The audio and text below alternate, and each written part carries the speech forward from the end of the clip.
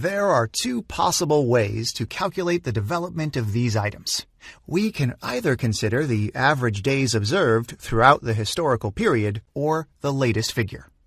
Based on the numbers we have, I'll use the average.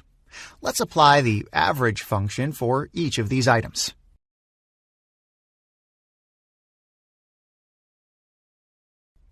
These are the values we'll expect to have in the future. We need to reverse the calculation we had before to obtain the actual figures for trade receivables, trade payables, and inventory during the forecast period. Multiplying the number of days by the amount of revenues for the year and dividing by 360 will give us the number of trade receivables. Then we can copy the same formula for the rest of the periods. We have the same thing for trade payables and inventory.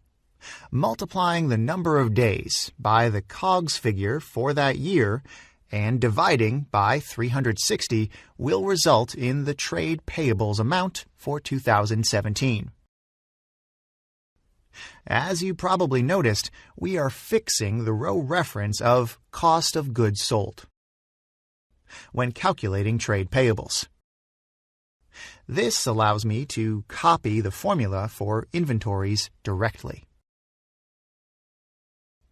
These are the projections for trade receivables, inventory, and trade payables. If we select a different scenario, the numbers will change too. Awesome.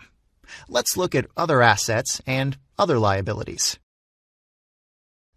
We only have to multiply the percentage of revenues they will represent in 2017 by the forecasted revenues in that year.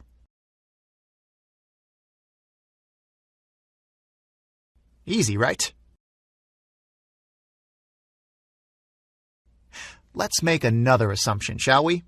We don't know whether the firm will have to raise or decrease its current amount of provisions.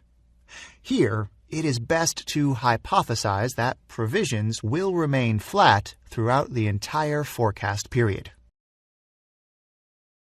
So, at this point, we've filled part of the balance sheet.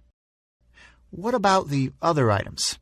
PP&E, cash, financial liabilities, and equity. These items are more complicated. We'll build detailed forecast schedules for PP&E, financial liabilities, and equity.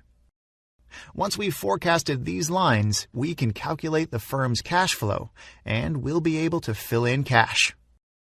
As you can see, we're doing everything one step at a time, with no steps skipped.